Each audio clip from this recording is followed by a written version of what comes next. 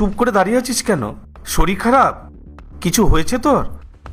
না না বাবা, কিছু হয়নি, এমনি। তুমি আসো, ভেতরে আসো। কি ব্যাপার বাবা, তোমাকে খুব চিন্তিত দেখাচ্ছে। কিছু হয়েছে নাকি? কি বলবো মা, আমি একটা বড় সমস্যায় পড়ে গেছি। আমার কিছু টাকা দরকার, তাই সাহায্য চাইতে এসেছি। বাবা, তুমি তো আমাকে আগে বলতে পারতে। মা, আমি ভেবেছিলাম সবটা সামলে নেব, কিন্তু আমি কিছুই করতে পারিনি। আচ্ছা, কত টাকা লাগবে তোমার? 60,000 টাকা। বাবা, আপনি চলে এসেছেন? আরে আরে, বসুন বাবা, বসুন বসুন। থাক থাক বাবা, প্রণাম করতে হবে না। আপনি তো আমাদের বাড়িতে আসা বন্ধই করে দিয়েছেন, যেন আমরা পর হয়ে গেছি। বাবা, কাজকর্মে একটু ব্যস্ত থাকি তো, তাই আশা হয়ে ওঠে না। ইন্দ্র, তুমি একটু পাশের ঘরে চলো না, তোমার সাথে একটু কথা আছে।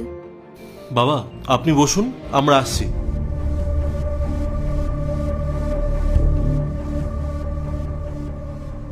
Indra, I am really sorry.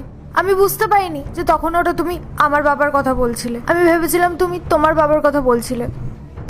আর আমি জানি যে আমি খুব সেলফিশনেস দেখিয়েছি, তার জন্য আমার খুব খারাপও লাগছে। আর তুমি তো জানো যে বাবার খুব টাকার প্রয়োজন। প্লিজ ইন্দ্র, আমরা বাবাকে টাকাটা দিয়ে দিই। সত্যি তো তুমি খুবই সেলফিশ। যখন তুমি জানলে আমার বাবার ব্যাপারে কথা হচ্ছিল, তখন তুমি আমায় কোনো হেল্প করতে চাওনি। আমায় কত কথা শোনাচ্ছিলে যে বাড়িতে কোনো খাবার নেই, কোনো বাজার নেই, কাল যখন আমাদের বাচ্চা হবে তখন কি হবে, এই সেই। আর যখন তুমি জানলে টাকাটা তোমার বাবার প্রয়োজন, তখন তোমার রূপ বদলে গেল। আর তুমি বলছো তোমার বাবাকে হেল্প করতে। শোনো স্নেহা, তুমি যে পরিবারের মধ্যে ভেদাভেদ করছো না, সেটা আমার একদমই ভালো লাগছে না। শুধুমাত্র তুমি আমাকে আজ বাধ্য করেছো এই ভেদাভেদটা তৈরি করতে, আর এই কারণেই আমি তোমার বাবাকে আর কোনো সাহায্য করতে পারবো না। যাও, গিয়ে মানা করে দাও। ইন্দ্র, তুমি একবার ভেবে দেখো, আমি আমার বাবার একমাত্র মেয়ে। আমি যদি সাহায্য না করি তাহলে বাবাকে কে সাহায্য করবে বলো? সেই সব আমি কিছু জানি না, আমি কোনো রকম সাহায্য করতে পারবো না। স্নেহা, আমি যদি ওনাকে গিয়ে বলি তাহলে ওনার খারাপ লাগবে, তাই তোমাকে বলছি তুমি কি ওনাকে বারণ করে দাও। ইন্দ্র, তুমি প্লিজ এরকম করো না। বাবার টাকার খুব প্রয়োজন, তুমি প্লিজ বাবাকে টাকাগুলো দিয়ে দাও।